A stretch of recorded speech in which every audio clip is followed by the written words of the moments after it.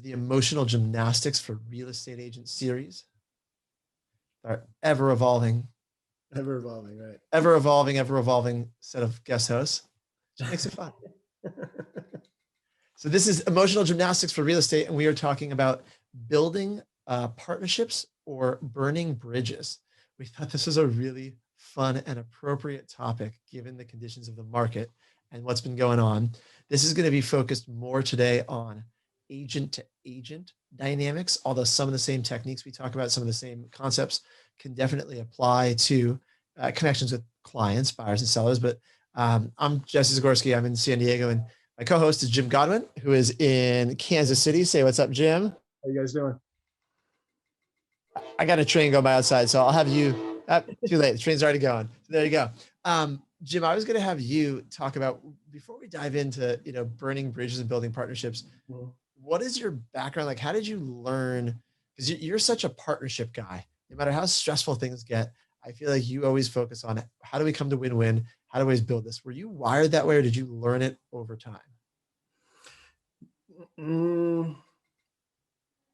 No, I've always been pretty empathetic.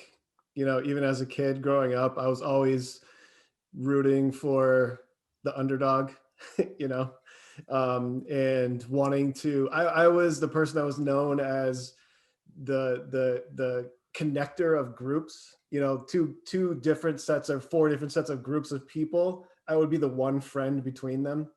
And then I would be the one trying to get those groups of people to try to connect with each other. Yep. That doesn't always go that well.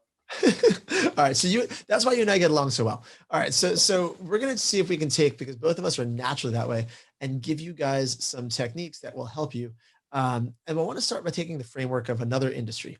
So we were talking about offline attorneys, lawyers, and how in the courtroom, they will negotiate hard with each other. They will go out, but then as soon as they're outside the courtroom, most attorneys typically are friendly. They'll go have a drink, they'll go to happy hour, they'll hang out, they'll be friends.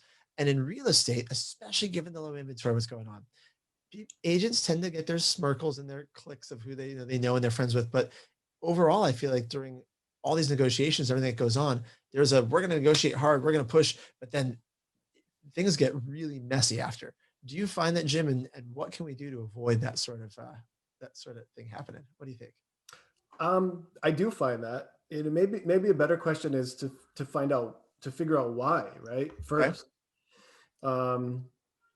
Maybe it's because it's because there's so many real estate agents that there's a lot of fear that when you're in, if something happens with this transaction, then you may not get paid on it because there's somebody else that can come and scoop it right up from you, and that's probably not something that happens very often in the attorney world. And there's definitely a lot more real estate agents than attorneys. So maybe that has something to do with it. I don't know. What do you think? It could be. And that's interesting because a lot of the negative emotion cycles we talk about on this web series does stem from fear, from a place of loss, right? So if you're looking at more, and it's not necessarily a scarcity mindset, but if you're looking at it from like a fear or a sense of loss, I could absolutely see that. But I feel like almost it's more that agents tend to take things personally. And I have some friends who are attorneys. I mean, I've never been an attorney. I don't even play one on TV. But like, if you take agents, most of the times I've seen deals go badly, it's because really one of the agents takes it personally, as opposed to saying, look, I know I have a duty to my client. I want the best thing for the client, but they're almost treating it like it's a personal attack on them. Versus attorneys, I think they make that separation where you do what you do in the courtroom because it's part of your job, knowing that you are separate. It's not necessarily a personal attack on you. Do you find people taking it personally? Oh yeah. More often than not. I don't know that there's a whole lot of agents that don't take it personally. Okay. So if you find that someone on the other side is taking something personally, how do you help them to step back, to reset? Because once someone starts taking it personally, I feel like I literally just watched on a Zoom I was on earlier today. Something started spiraling a little bit out of control because people were taking things personally.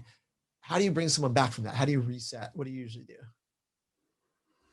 The best trick that I've ever found, and this works in every aspect of your life, in every situation. The best thing to do is to hit it head on and ask the question.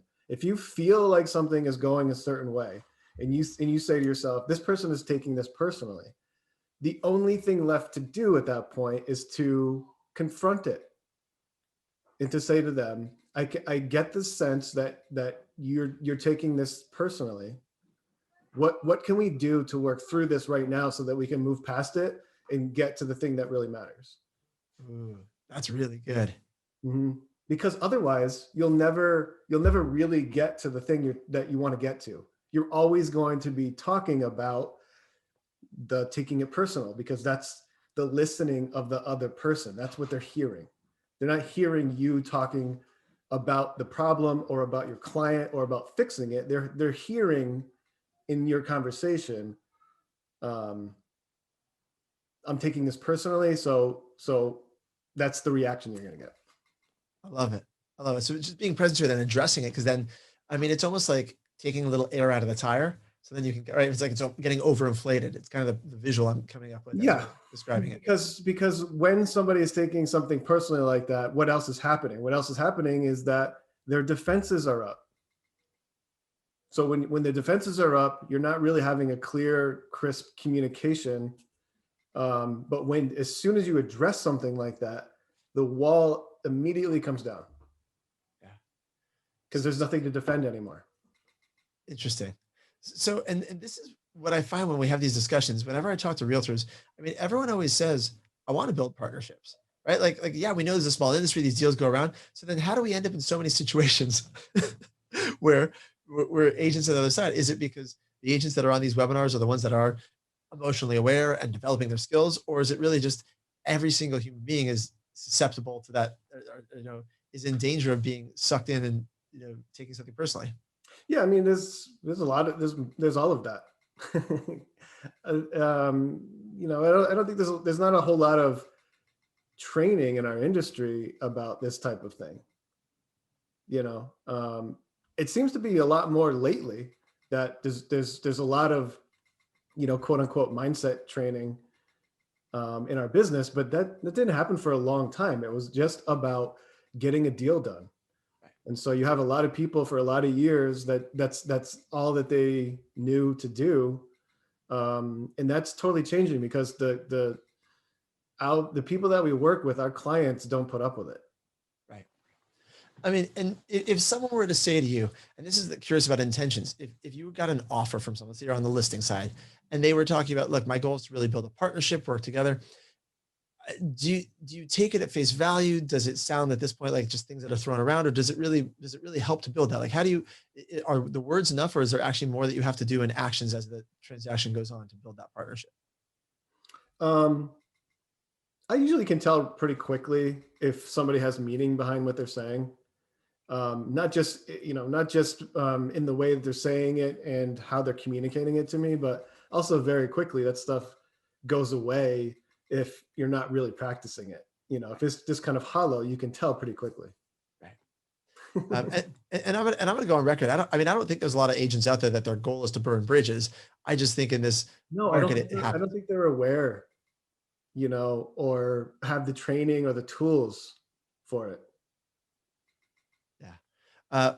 I mean, you were telling me before we started, you had lost a few deals in the last month, right? Deals that unraveled for various reasons. This week, I lost just over $2.5 million in contracts this week. Okay, so tell me more about that. So what happened there? One of them was a big commercial deal. So I had a $1.6 million commercial deal that we were a week away from closing, and they had another inspector come through just to double check, and they came back with a ton of fixes to make on the property, and they just couldn't come to an agreement on price. Okay. So that was hard. That was a heartache. And how is that in terms of, did that affect the relationship with the agent on their side at all? Was there anything there, or was it just like it just affects your emotional status and your emotional state? He was disappointed. He was really disappointed. Again, it was it was confronted by my ability to really talk through the whole thing. And, kind of at that point, it is what it is. We can't come together on it. So as much as it hurts every party involved, we kind of just had to move through it. Got it. And do you feel like you left that relationship having a good relationship with that agent in terms of if it comes up again? I think so. Yeah, I think so. He knew. I mean, he knew. He's been on the other side of this stuff too. He's a pretty experienced commercial broker. So yeah. The one that hurt the worst though was just a regular, single family transaction deal. And it was more about the client than the other agent involved. As far as whether or not to build a bridge or burn it, because so this particular transaction, we there's a contract for $300,000. We did inspections, and they asked for $20,000 to get reduced on inspections. I talked to the agent, and we got that to happen. They actually did a $20,000 in this market. They did a $20,000 reduction and agreed to it. They signed the deal, and the next morning at like 5 a.m. I get a text message. We had a family emergency. We can't buy the house. Were they already stuck under contract though? So they signed it. They signed the amendment. Yeah. So I fought and got her this contract in this market because I knew the agent really well on the other side, and we worked out a deal, and I got her this thing. And so how do you handle that? So you knew the agent on the other side too. Like, this is someone who you've already developed a relationship with.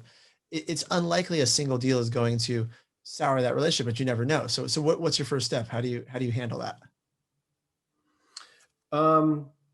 I tell them right away that we have to back out. I don't kind of beat around the bush about it at all. We have to, this is the scenario. These are all the facts. This is what happened.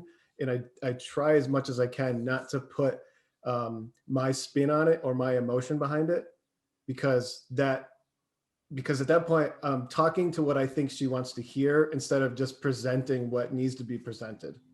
That's one really key thing that I've learned over the years, is that no matter how I feel about something, I'm trying to distance myself completely out from what I'm presenting as information, because then I'm tarnishing and tainting their response to what I'm saying. Yeah. And I think you just had something really, really powerful there, which is you're also wanting to be aware of not just saying what you believe they want to hear, which as agents, it's so common. And I see it all the time, because a lot of agents were people pleasers, right? And like, you're like, you want to soften it and make it easier, but you have to tackle it head on. I don't know if anyone's watching this, if you have stories like this or things you want to share, type in the chat box, or if this resonates, I'm curious. But that's really is where, if you are upfront with the way you presented it, you said you acknowledged it quickly, you presented facts, you laid out your plan. Yeah, and I try not to say things like, I know this is going to upset you, or I have bad news, or any of those things where I'm predicting what their emotion is going to be, and I'm setting them up for what I think they're going to react to. I have no idea if it's bad news or not. They could have loved the fact that we're backing out of the contract. So I'm just, you mean if they thought maybe the seller was regretting giving the concession of the 20,000. Right. Interesting. Yeah. So, okay. So that's a good takeaway. So you avoid prefacing what they should feel, saying this, hey, I've got bad news. Hey, I got to warn you. Hey. Yeah. Or good news, like, oh, I have good news, or this is great. It's, it's like that. It's like never, it's like when you're getting to know a client for the first time, and they say, I need a smaller house, because, and then you say something like, well, I'm glad that you're moving to a smaller house. And then they say, well, it's because I'm getting a divorce, and so instead of like predicting or injecting myself into the situation, I try to step back as much as I possibly can. Right. But back to the concept of, I think, emotional neutrality, right? You really, if your goal is to create the connection and build the partnership, the more you can stick to facts and keep your own emotions aside, the better chance you're going to have of actually keeping that relationship or maintaining the relationship. Right. With the client and the agent. Okay. Right. Interesting. So how do you handle this one? I got a text message the other night. Actually, my partner did, from an agent that they didn't get their offer accepted. Right, had multiple offers on a property. Came down to like out of the 15 offers we had, we were on the listing side. Came down to two offers, and both parties accepted, exactly what it was, a multiple counter offer. Both buyers accepted what the seller was putting out there, and so this the offer that wasn't chosen, the agent was incredibly frustrated, and I get his frustration. I do, but the text that came over was like a pretty it was a pretty aggressive text, and like, there's a small industry, we'll remember this, all, tables turn and we'll be around. And it was really interesting, and my first reaction just was to get defensive, but Mhm. then I wanted to take a beat and pause, and obviously, and understand empathetically where they're coming from. How do you respond to that? Do you respond? What do you do at that point? Yeah. The first thing is that I never respond immediately to anything. Okay.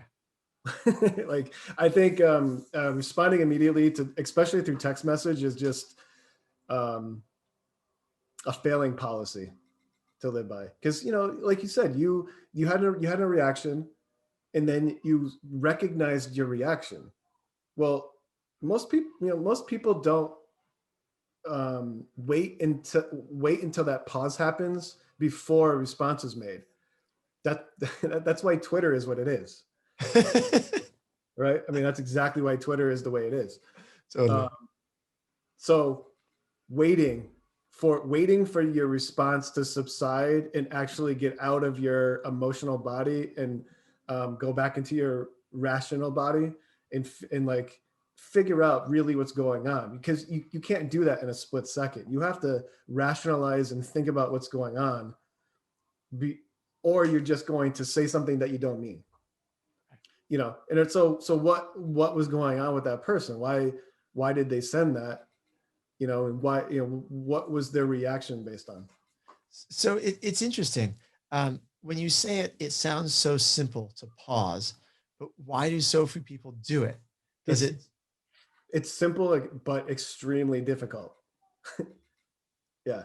It's easy to say, not easy to do. Like, Interesting. it takes practice.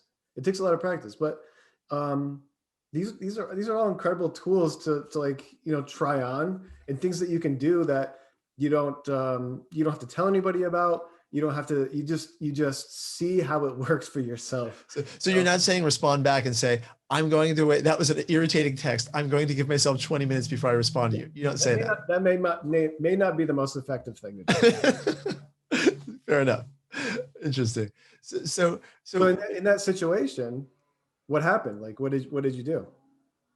Uh, well, so it came to my partner. So I didn't have the response, and she had actually did pause before responding and just sent a really empathetic response back. Mhm. I mean, she's a pretty naturally empathetic person, and we talked. And oh, that was another tip. Then we talked about it before she responded.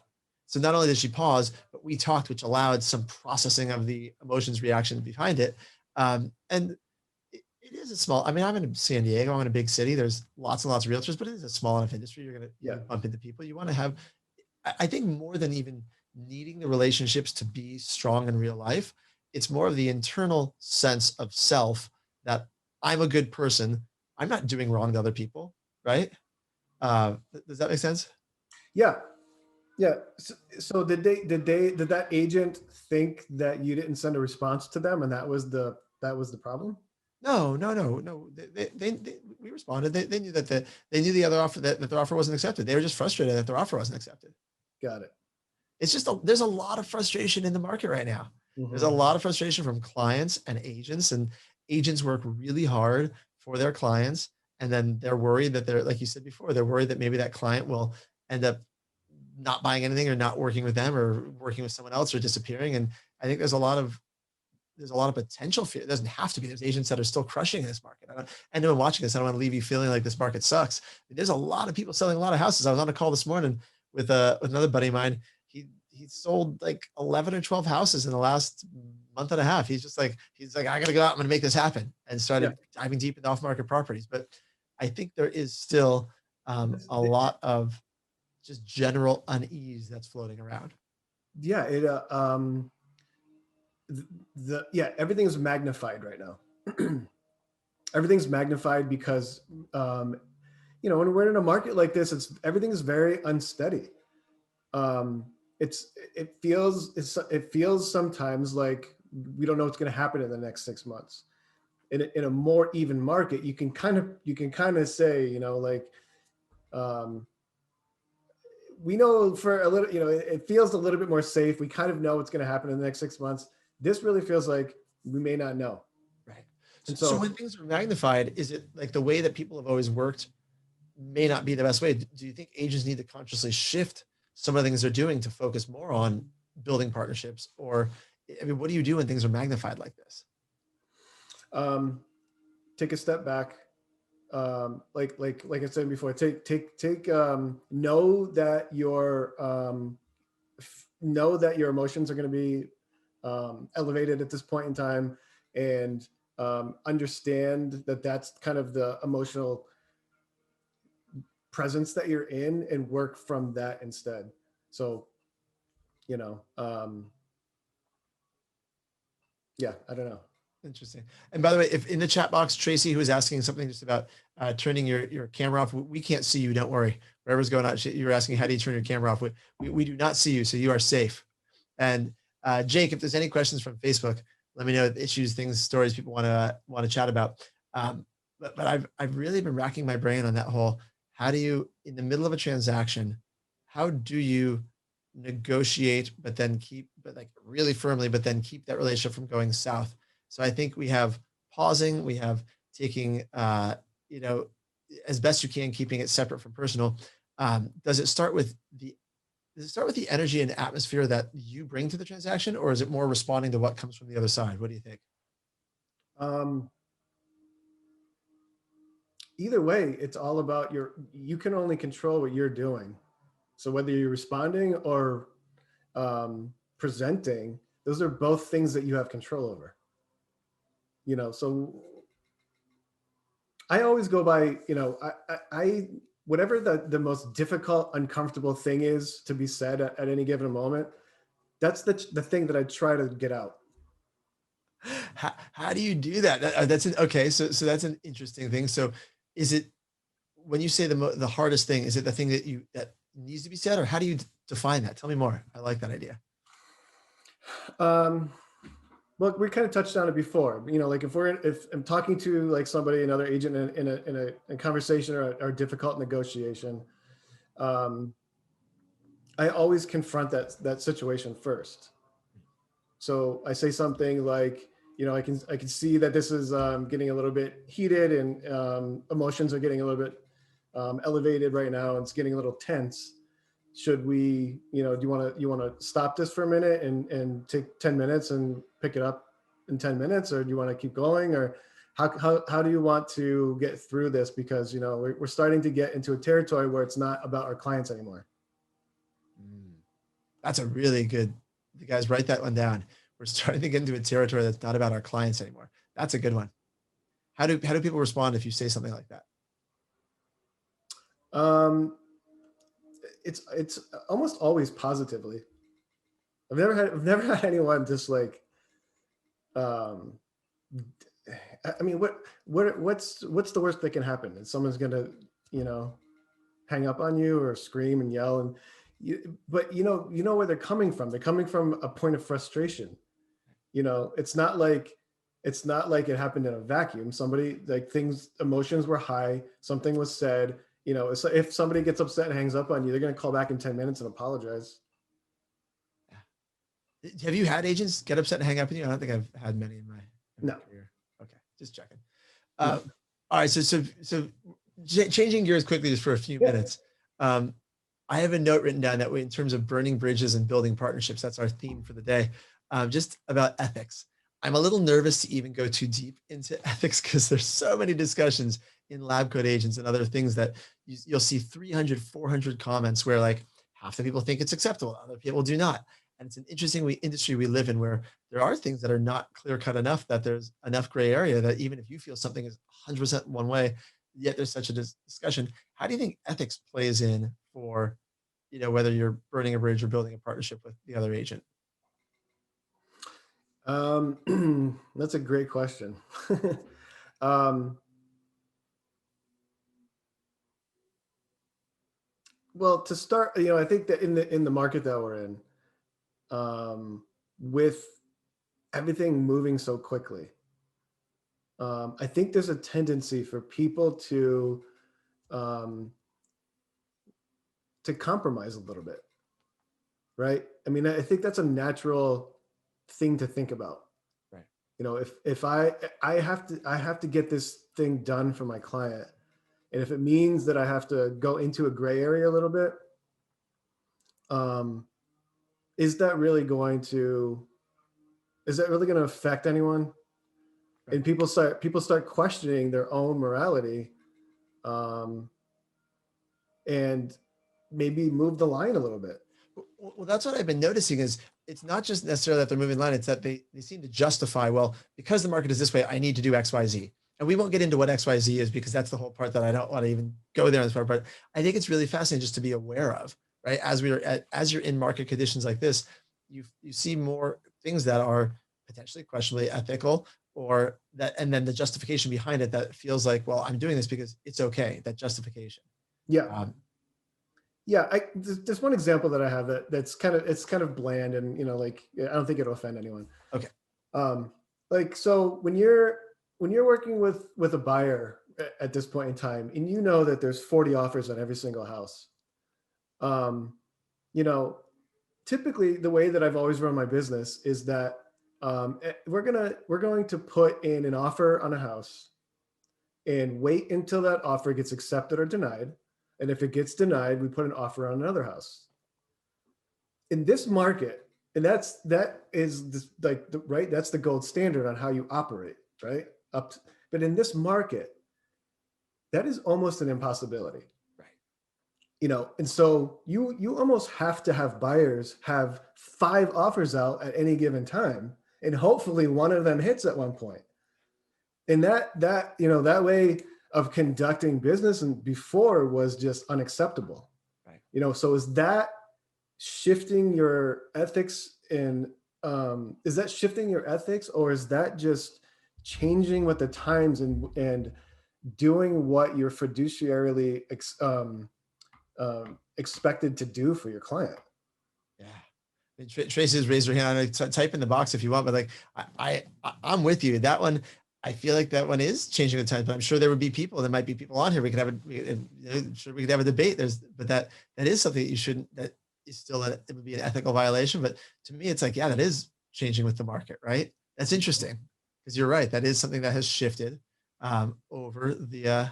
Yeah, and do you tell the listing agent that my offer? I have 6 other offers out for the client. No. Yeah, I mean, right. That's the biggest question ethically. That actually is really interesting. It's not even that you're doing it. It's that you would never go to the listing agent and say, I've got 6 other offers over this client.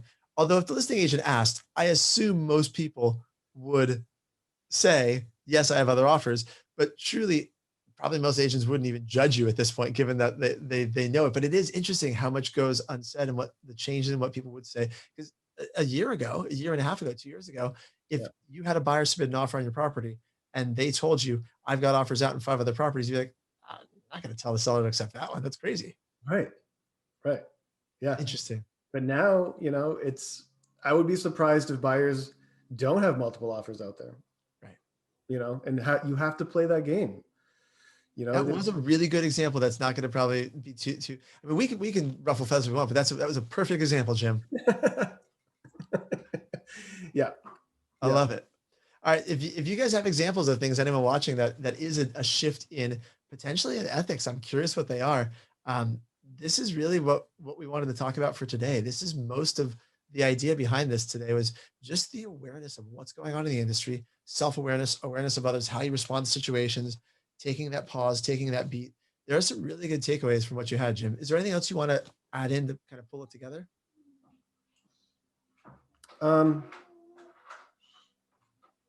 Nothing's coming to mind. Okay, cool. That was our goal, by the way. We wanted to keep this to about 30 minutes so we could be really focused on what you need to do. if you guys like this, put comments on Facebook, comments on YouTube, wherever this is later, back on Lab Coats. But thank you everyone for listening. I hope this is an interesting discussion that allows you to be a little more self-aware, even for yourself, or if you're dealing with someone in a transaction, instead of jumping to judgment as to why they're not doing things the right way, XYZ, just being empathetic and looking at where they're coming from and how you can impact your own behavior to then create a better relationship on the other side. That was the whole goal today. Yeah.